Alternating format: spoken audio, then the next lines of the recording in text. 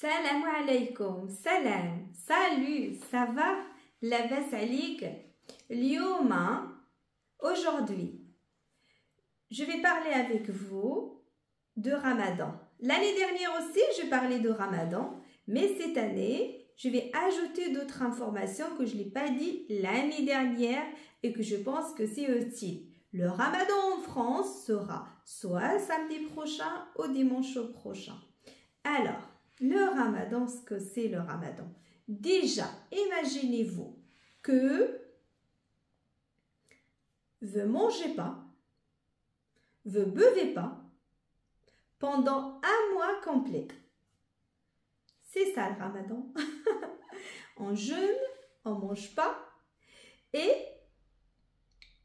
on ne boit pas pendant un mois entier. Et ce que font des millions de musulmans sur la terre entière.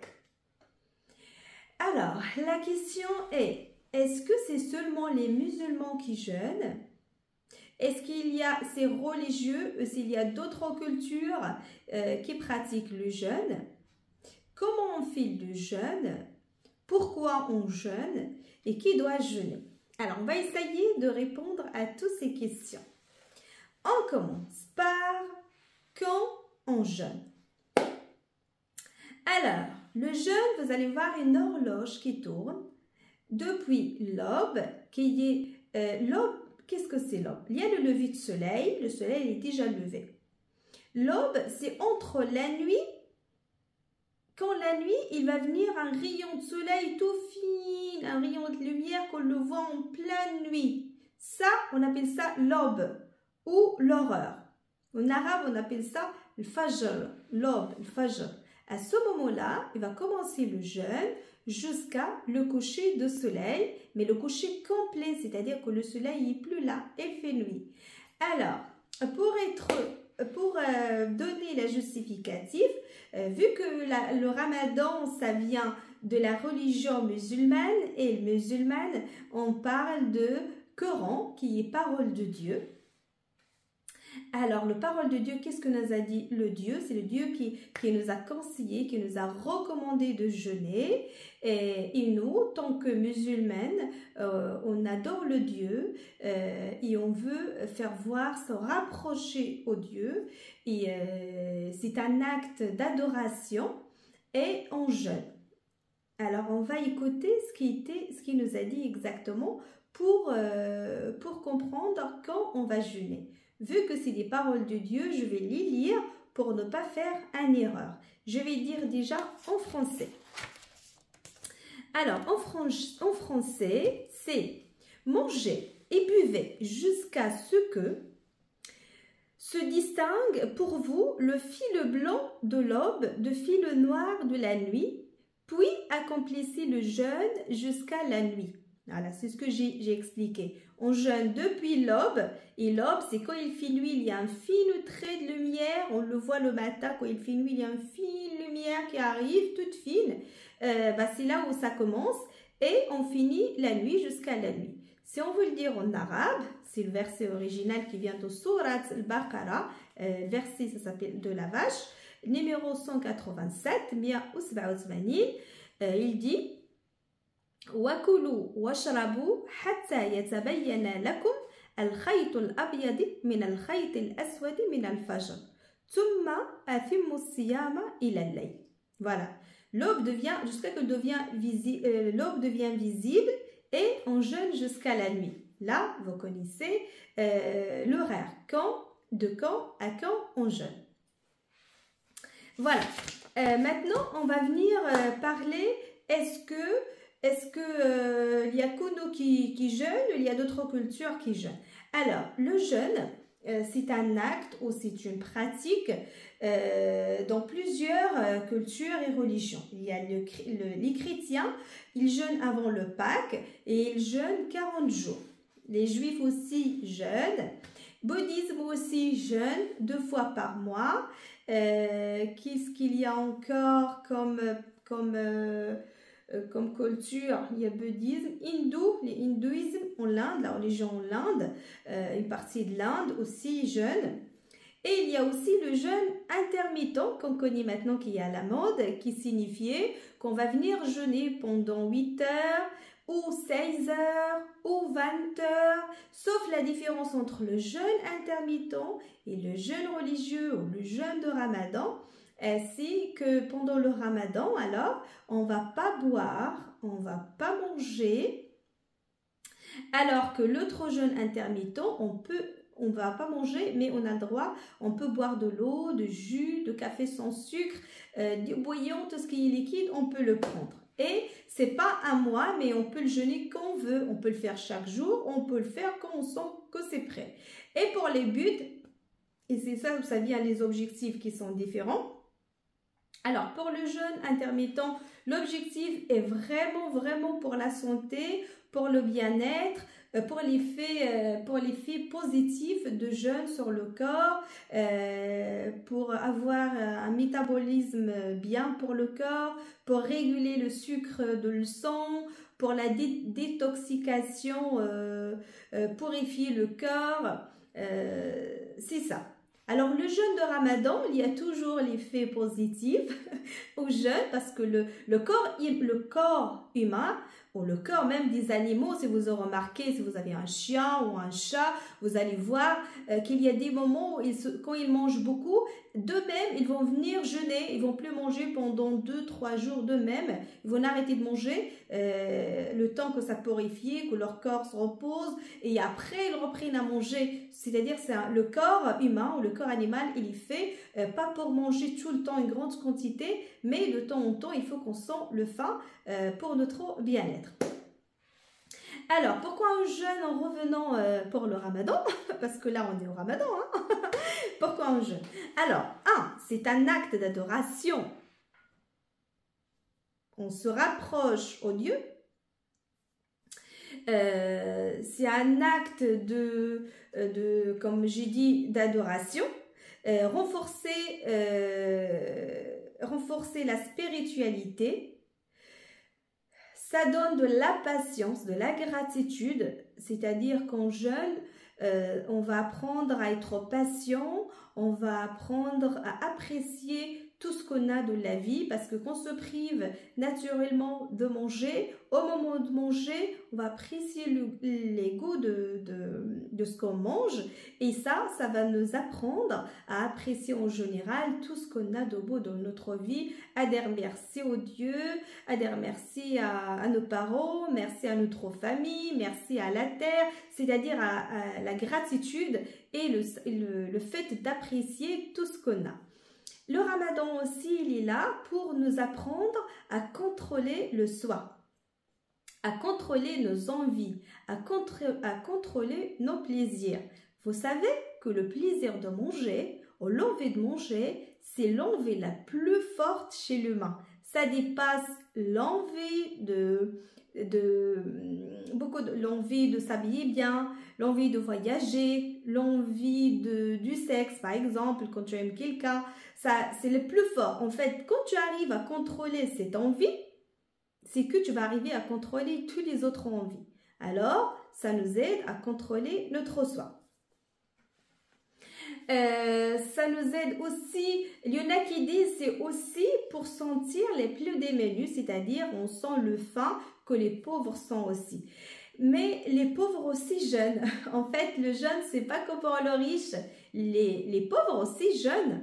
Alors, ils vont pas jeûner pour sentir le faim parce qu'ils ont le faim toute l'année. Alors, je vais vous donner un exemple.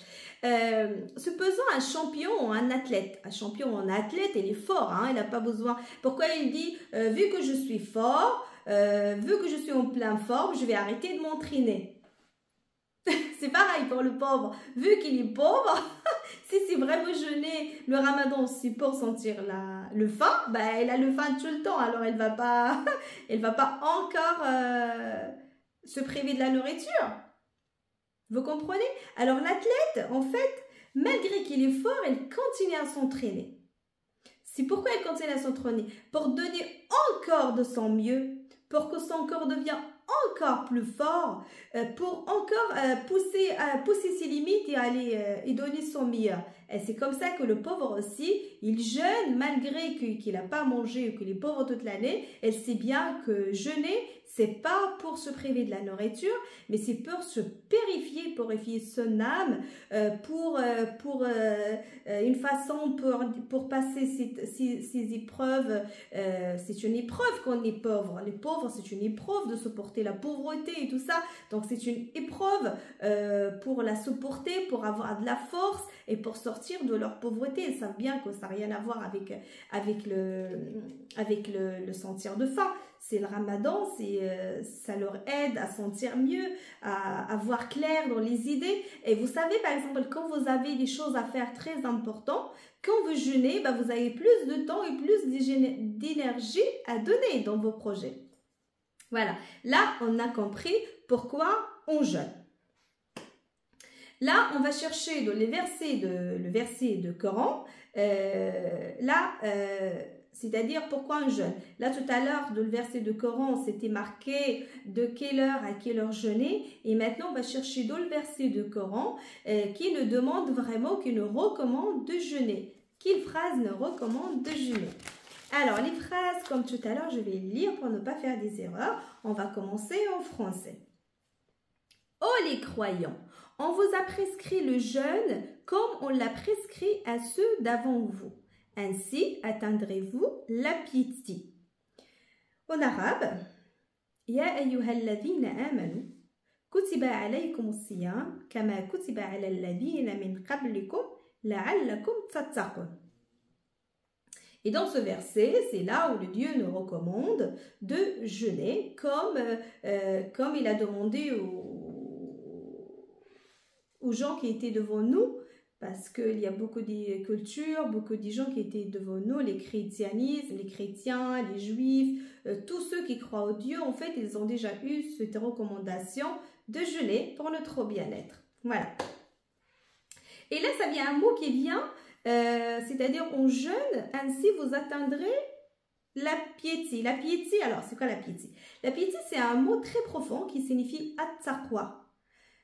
Un mot qui est tellement beau, plein d'amour, plein de significations que je vais essayer de donner un peu parce qu'il est immense. Alors, at-taqwa ou la piété, c'est avoir la conscience que Dieu est avec nous. Avoir la conscience dans chaque geste qu'on fait. Que Dieu il est avec nous. Qu'on va essayer de faire les biens. On va être juste de notre comportement. Et on va être bienveillant. Voilà. C'est ça, at-taqwa. On va pardonner les autres, on va aimer les autres et être bienveillant. Mais c'est un mot qui est vraiment profond. Hein, profond. J'ai essayé de donner quelques explications. At-taqwa. Et en arabe, si on veut expliquer en arabe, at-taqwa, كتعني أن يكون عندنا الوعي بوجود الله في حياتنا.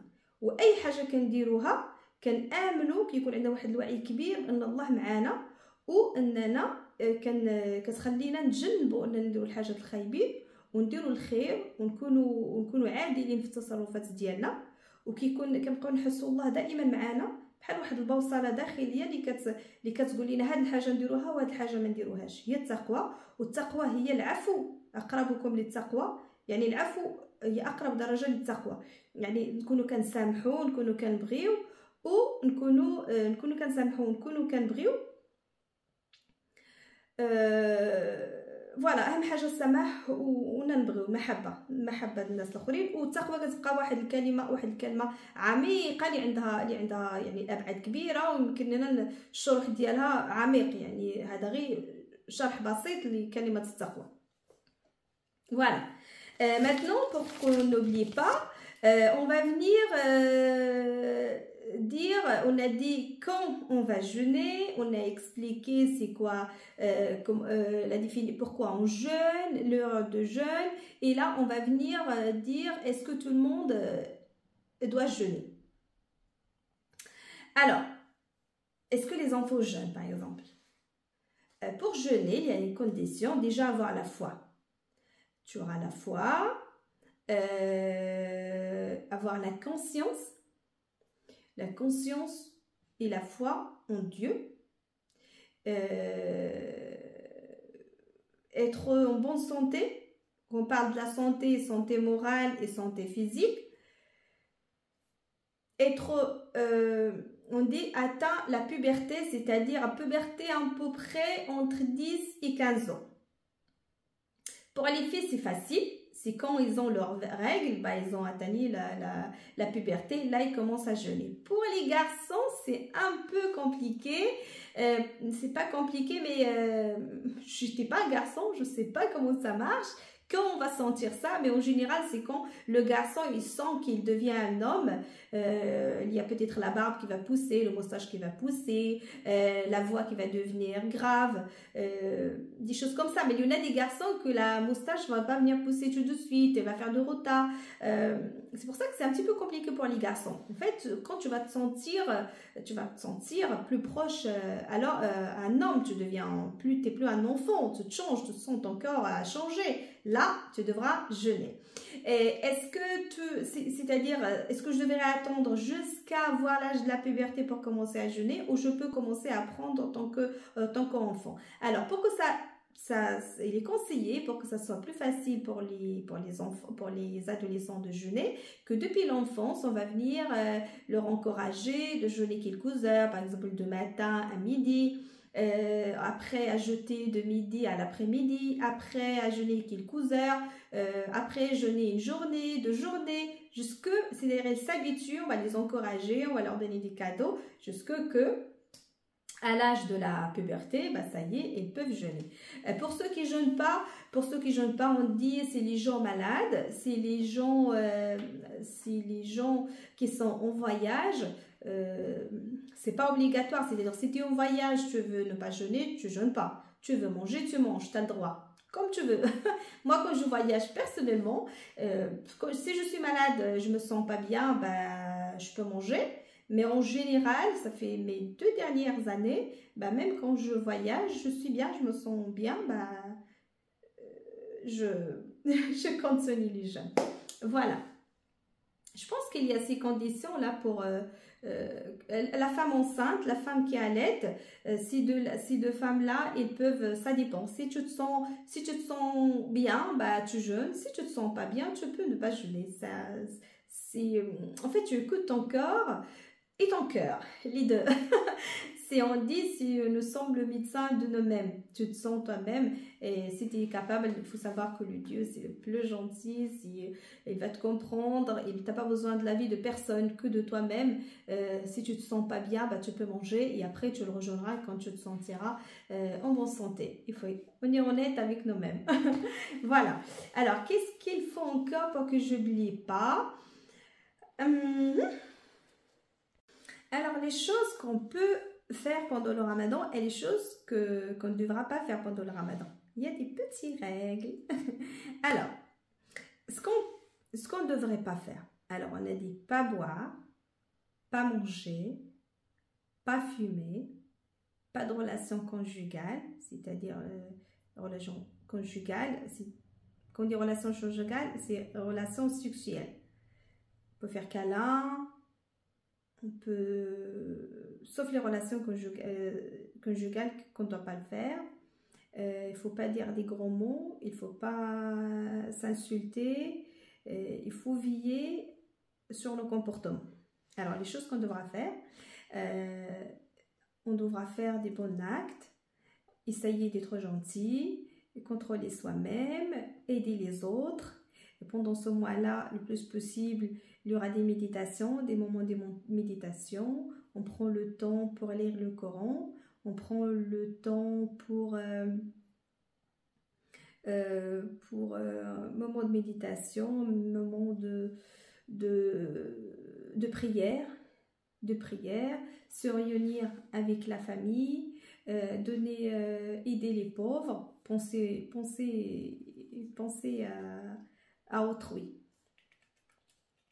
Essayer d'être la meilleure version de nous-mêmes. Et surtout ne pas oublier, travailler et rester actif. parce que le ramadan, c'est fait pour se lever. C'est-à-dire quand tu jeûnes, tu dois te lever, tu dois travailler, tu dois accomplir beaucoup des choses bien. Tu évites bien sûr tous les travaux excessifs et durs, surtout juste avant l'heure de l'iftar ou avant l'heure de rupture. On évite par exemple de faire le sport juste avant l'iftar parce que le niveau de sucre il est bas dans le sang. Il vaut mieux faire tout ce qui demande de l'effort, le faire dans le matin. Mais le but c'est rester toujours actif, éviter de dormir beaucoup pendant le ramadan. Et la dernière information que j'ai oublié de vous dire, c'est que le ramadan, c'est un mois, ça porte le numéro 9 dans les mois de l'année Hijriya. Hijriya, c'est l'année islamique qui suit le cycle lunaire de la lune, alors que nous, d'habitude, on travaille les mois octobre jusqu'à janvier, jusqu'à décembre. Ça, il suit un cycle de soleil. Voilà, c'était la petite information que j'ai oublié de vous dire. Et voilà, j'espère que cette vidéo est utile pour vous et que vous a appris un peu de choses sur le ramadan et sur cette pratique et qu'on l'attend avec un grand joie. Et je vous souhaite tous un bon ramadan pour ceux qui vont faire le ramadan. Je vous dis Ramadan Karim. Et pour ceux qui l'ont déjà essayé ou ceux qui comptent l'essayer, vous pouvez me laisser des commentaires pour me raconter votre expérience. Et même si tu n'es pas musulman et que tu veux essayer ce qu'ils sont les musulmans, tu peux l'essayer pour voir ce que c'est, ce que tu vas sentir. Et n'hésite pas à partager ton expérience avec nous. Je vous embrasse toutes et je vous souhaite une bonne journée et Ramadan Karim.